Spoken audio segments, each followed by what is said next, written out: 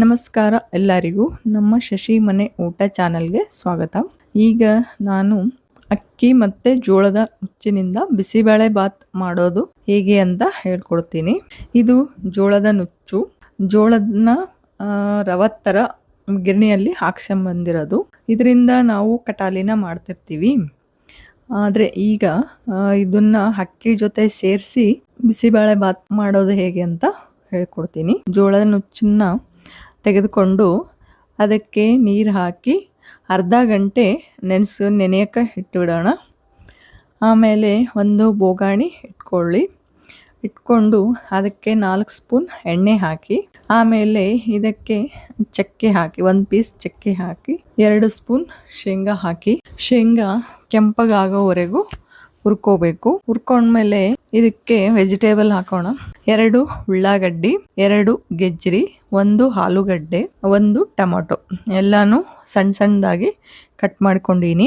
ಇದನ್ನ ಇದರಲ್ಲಿ ಹಾಕಬೇಕು, ಹಾಕಿ ಹುರಿಬೇಕು. ಆಮೇಲೆ ಇದಕ್ಕೆ ಸ್ವಲ್ಪ ಕರಿಬೇವು ಹಾಕಿ ಹುರ್ಕೊಳ್ತಾ ಇರಬೇಕು. ಸ್ವಲ್ಪ ಕುದ್ಮೇಲೆ 1 ಸ್ಪೂನ್ ಉಪ್ಪು ಹಾಕಿ ಚೆನ್ನಾಗಿ ಕಲಸಿ. ಉಪ್ಪು ಹಾಕೋದ್ರಿಂದ ವೆಜಿಟೇಬಲ್ ಜಲ್ದಿ ಕುದಿತಾವ.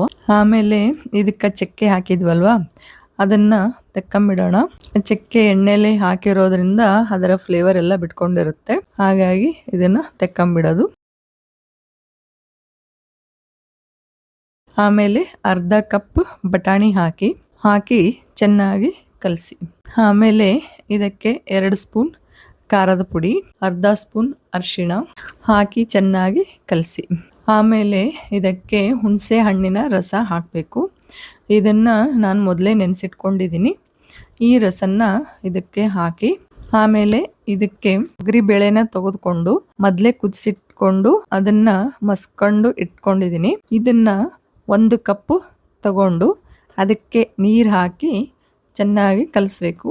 ಕಲಸಿ ಅದನ್ನ ಇದರೊಳಗೆ ಹಾಕಿ ಚೆನ್ನಾಗಿ ಕಲಸಿ. ಈ ಥರ ನಾವು ಬೇಳೆನ ಮೊದಲೇ ಕುದಿಸಿಟ್ಕೊಂಡ್ರೆ 8 ದಿನಗಳ ಕಾಲ ಇದು ಇರುತ್ತೆ. ಆಮೇಲೆ ನಾವು ದಿನ ಬೇರೆ ಬೇರೆ ಥರ ಬೇಳೆನ ಅಥವಾ ಸಾಂಬಾರನ್ನ ಮಾಡ್ಕೋಬೋದು. ಪಾಲಕ್ ಬೇಳೆ, ಇಡ್ಲಿ ಸಾಂಬಾರ್, ಟೊಮೊಟೊ ಬೇಳೆ, ಈ ಥರ ಬೇರೆ ಬೇರೆ ಬೇಳೆನ ಅಥವಾ ಸಾರನ್ನ ಮಾಡ್ಕೋಬೋದು.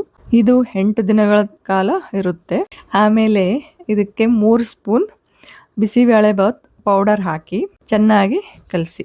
ಆಮೇಲೆ 2 ಸ್ಪೂನ್ ಬೆಲ್ಲ ಹಾಕಿ, ಬೆಲ್ಲ ಕರಗಿದ ಮೇಲೆ 2 ಕಪ್ ಅನ್ನ ಹಾಕಿ, ಆಮೇಲೆ ಜೋಳದ ನುಚ್ಚನ್ನ ನೆನೆಸಿಟ್ಕೊಂಡಿರ್ತೀವಲ್ವಾ ಅದನ್ನ ಹಾಕಿ, ಆಮೇಲೆ 2 ಗ್ಲಾಸ್ ನೀರು ಹಾಕಿ ಚೆನ್ನಾಗಿ ಕಲಸಿ 5 ನಿಮಿಷ ಪ್ಲೇಟ್ ಮುಚ್ಚಿ ಬಿಡಬೇಕು. ಆಮೇಲೆ ಚೆನ್ನಾಗಿ ಕುದ್ದಿರುತ್ತೆ. ಕುದ್ಮೇಲೆ 4 ಸ್ಪೂನ್ ತುಪ್ಪ ಹಾಕಿ ಚೆನ್ನಾಗಿ ಕಲಸಿದ್ರೆ ಅಕ್ಕಿ ಮತ್ತು ಜೋಳದ ನುಚ್ಚಿನ ಬಿಸಿಬೇಳೆ ಬಾತ್ ರೆಡಿ ಆಯಿತು. 5 ನಿಮಿಷದಲ್ಲಿ ಮಾಡ್ಕೊಳ್ಬಹುದಾದ ಬಿಸಿಬೇಳೆ ಬಾತ್ ಆಗಿದೆ. ಅನ್ನ ಮತ್ತು ಕುದಿಸಿದ ಬೇಳೆ ಇದ್ದರೆ 5 ನಿಮಿಷದಲ್ಲಿ ರೆಡಿ ಆಗುತ್ತೆ ಈ ಬಿಸಿಬೇಳೆ ಬಾತು. ಈ ವಿಡಿಯೋ ನಿಮಗೆ ಇಷ್ಟವಾಯಿತು ಅಂತ ಅನ್ಕೊತೀನಿ. ಈ ವಿಡಿಯೋಗೆ ಲೈಕ್ ಮಾಡಿ, ಶೇರ್ ಮಾಡಿ ಮತ್ತು ಸಬ್ಸ್ಕ್ರೈಬ್ ಮಾಡಿ. ಧನ್ಯವಾದಗಳು.